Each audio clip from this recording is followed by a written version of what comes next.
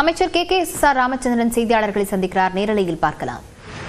இன்றைக்கு காலை அதிகாலை காற்றழுத்த தாழ்வு மண்டலமாக வலு குறைந்துள்ளது. நாம் எதிர்பார்த்தது நேராக வடக்கு பகுதிகளை செல்லும் என்று சொல்லித்தான் வானிலை ஆய்வு மையமும் தனியார் ஆய்வு மையமும் நமக்கு எச்சரிக்கை செய்திருந்தது. இயற்கை அதை மீறி இன்றைக்கு ஒரே இடத்துல அது சென்னைக்கு அருகிலேயே அந்த புயலுடைய தாக்கம் இருக்கக்கூடிய அளவுக்கு இருந்திருக்கிறது. புயலாக இல்லாமல் இன்றைக்கு காற்றழுத்த தாழ்வு மண்டலமாக அது மாறி இருக்கிறது. நாளை காலை வரை இதே போல விட்டு மழை பெய்யும் என்று சொல்லி வானிலை ஆய்வு மையம் நமக்கு தகவல் சொல்லி இருக்கிறார்கள். சென்னையை பொறுத்தளவிற்கு நேற்று ஆவரேஜாக 15 சென்டிமீட்டர் மழை பெய்திருக்கிறது. அதிகமாக மழை பெய்த பகுதி எண்ணூரில் 26 சென்டிமீட்டரும், பாரிஸில் 25 சென்டிமீட்டரும், முல்லம் பகுதியில் 22 சென்டிமீட்டரும், ஐஸ் ஹவுஸ் பகுதியில் 22 சென்டிமீட்டரும், மணலி நியூ டவுன் பகுதியில் 20 சென்டிமீட்டரும் மிச்சமும் மழை பெய்திருக்கிறது. இந்த மழை விட்டு பெய்யும் என்று தான் வானிலை ஆய்வு மையம் இப்பொழுது கூட சொல்லியிருக்கிறார்கள். இன்றைக்கு இரவும் மழை இருக்கும் என்று சொல்லியிருக்கிறார்கள். நாளைக்கு காலையில் இது காற்றழுத்த தாழ்வு மண்டலம் காற்றழுத்த தாழ்வு பகுதியாக மாறக்கூடிய வாய்ப்பு இருக்கிறது. அப்படி மாறுகிற நேரத்தில் தமிழ்நாட்டில் மகாபலிபுரத்திலிருந்து உள்பகுதியில் தமிழ்நாட்டிற்காக காற்றழுத்த தாழ்வு பகுதியாக உள்ளே வரக்கூடிய சூழ்நிலை இருக்கிறது. அந்த பகுதியில் மழை இருக்கும் என்று வானிலை ஆய்வு மையம் சொல்லியிருக்கிறார்கள். அதற்கு வேண்டிய நடவடிக்கை நமது முதலமைச்சர் அவர்கள் அந்தந்த மாவட்ட நிர்வாகத்திற்கு சொல்லி வேண்டிய நடவடிக்கை எடுக்க சொல்லியிருக்கிறார்கள். நேற்றைய தினம் நம்முடைய முதலமைச்சர் அவர்கள் வேளாண்மை பயிர்களுக்காக நேற்று நிவாரணம் அறிவித்திருக்கிறார்கள். ஒரு ஹெக்டேருக்கு 20,000 ரூபாய் என்று சொல்லி நேற்று அறிவித்ததோடு மட்டுமில்லாமல் அதை உடனடியாக வழங்க வேண்டும் என்றும் உத்தரவிட்டிருக்கிறார்கள். இப்பொழுது இந்த மழையால் பாதிக்கப்பட்ட அந்த பயிர் சேத விவரங்களையும் உடனடியாக கணக்கிட சொல்லி முதலமைச்சர் உத்தரவிட்டிருக்கிறார்கள். அந்த அடிப்படையில் கணக்கெடுக்கிற வேலையும் நடந்து கொண்டிருக்கிறது. நிவாரண முகாம்கள் மொத்தம் 155 இடங்களில்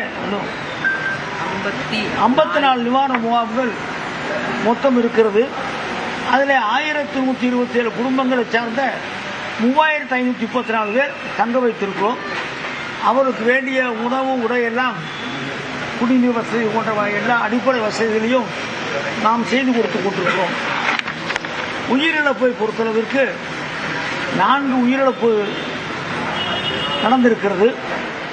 கால்நடை இறப்பு 582, குடிசை வீடுகள் சேதம் 1601. இந்த சேத விவரங்களையும் மாவட்ட நிர்வாகம் கணக்கெடுத்து அவருக்கு வேண்டிய நிவாரணத் தொகையை உடனே வழங்க வேண்டும் என்று சொல்லி முதலமைச்சர் அவர்கள் நமக்கு அறிவுறுத்தியிருக்கிறார்கள். அந்த அடிப்படையில் அந்த பணியில் நடந்து கொண்டிருக்கிறது. சென்னையில் 10 டிஎன்ஆர்எஃப் நம்ம தமிழ்நாட்டை சேர்ந்த அந்த மீட்பு படையை சேர்ந்த வீரர்கள் 10 குழுக்கள் சென்னையில் தயார் நிலையில் வைத்திருக்கிறோம். என்டிஆர்எஃப் மொத்தம் 11 குழுக்கள் 330 பேர். சென்னைக்கு மட்டும் மொத்தமாக பிரித்ததில் சென்னைக்கு மட்டும் 11 குழுக்கள் 330 பேர் என்டிஆர்எஃப் குழுக்களை நாம் தயாராக வைத்திருக்கிறோம். அவர்களும் ஆயத்த பணியில் தயாராக இருக்கிறார்கள். மாநகராட்சியிலிருந்து எந்த பகுதிக்கு தேவை என்று சொல்லுகிறார்களோ அந்த பகுதிக்கு அவர் போவார்கள். அவர்களை இப்பொழுது நாங்கள் மாநகராட்சி பொறுப்பில் தான் ஒப்படைத்திருக்கிறோம். அவர்கள் எங்கே வேணுமோ அதை பயன்படுத்திக் கொள்ள வேண்டும் என்று சொல்லி மாநகராட்சி ஆணையாளருக்கும் சொல்லியிருக்கோம்.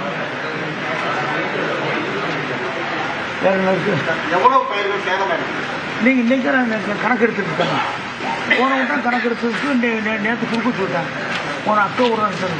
அக்டோபரில் இந்த மழையில் சேதமான பயிருக்கு பூரா நேற்று முதலமைச்சர் அவர்கள் உடனடியாக உத்தரவு வழங்கி உடனடியாக வழங்க சொல்லிட்டாங்க.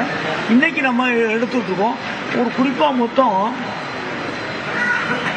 85,500 ஹெக்டேர் இதில் பாதித்திருக்கும் என்று ஒரு கணக்கு இருக்கிறது. அது மழை நீர் வடிந்த பிறகு சரியான கணக்கெடுத்து அது கூடுதலாக இருந்தாலும் குறைவாக இருந்தாலும் அதை கணக்கெடுத்து அதுக்கு வேண்டிய நிவாரணத் தொகையை மாண்பு முதலமைச்சர் வழங்கவிருக்கிறார். 4 மின்சாரம் தாக்கலும் இருக்காங்கல்ல. மயிலாடுதுறையில் ஒன்றும் விழுப்புரத்தில் ஒன்றும் 2 பேர் மின்சாரம் தாக்கி இறந்துருக்காங்க. தூத்துக்குடியிலையும் தஞ்சாவூரையும் சுவர் இடிந்து விழுந்து 2 பேர் இறந்துருக்காங்க. மொத்த இழப்பு 4.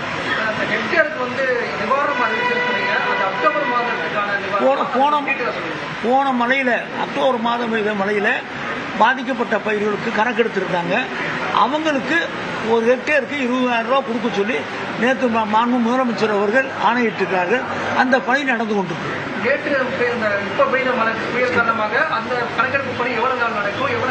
அது எப்படி ஒரு வாரம் ஆகும்ல. ஒரு கணக்கெடுக்கிறதுக்கு தண்ணி குறைஞ்ச பிறகு தான் அந்த சரியான கணக்கெடுக்க முடியும். கணக்கெடுத்து முடிந்த உடனே அது உடனடியாக வழங்க சொல்லி மாண்பு முதலமைச்சர் அவர்கள் ஆணையிட்டிருக்கிறார். இல்லை, இந்த மழையை பொறுத்தளவுக்கு நம்ம கணிப்புக்குள்ளேயே வரல.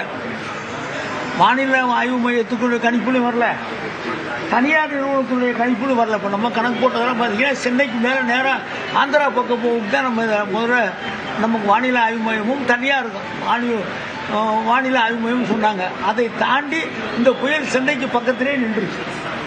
இன்னும் புயலாக இல்லாமல் வலுவழுந்ததுனால நமக்கு கொஞ்சம் பாதிப்பு நமக்கு குறைவாக இருக்கு.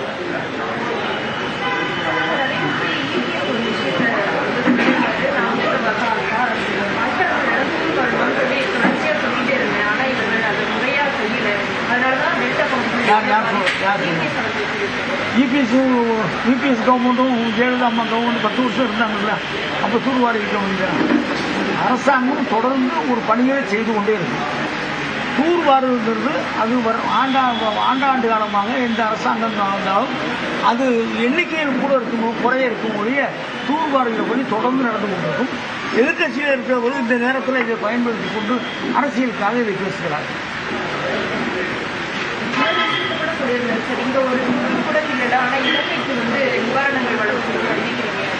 அதாவது மனிதாபிமானம்ங்கிறது ஒரு குறுகிய வட்டத்தில் நம்மளோட முதலமைச்சர் இல்லை. இலங்கையில் விமான நிலையத்தில் தங்க வைக்கப்பட்டிருக்க நம்ம தமிழ்நாட்டை சார்ந்தவர்களையும் இங்கே அழைத்து வர வேண்டும் நினைக்கிறார்கள். அதே நேரத்தில் அவங்க நெருங்கிய பக்கத்தில் இருக்கிற நம்ம இலங்கையில் இருக்கிற அந்த மக்களுக்கு வேண்டிய உதவிகளை தமிழக அரசால் எதை செய்ய முடியுமோ நாங்கள் செய்கிறோம் என்று சொன்னால் அது மனிதாபிமானமாக ஏற்றுக்கொள்ள வேண்டும் ஒழிய இங்கே செய்யவில்லை அங்கே செய்யணும்னு சொல்வது அவருடைய தகுதிக்கு அது சரியில்லை.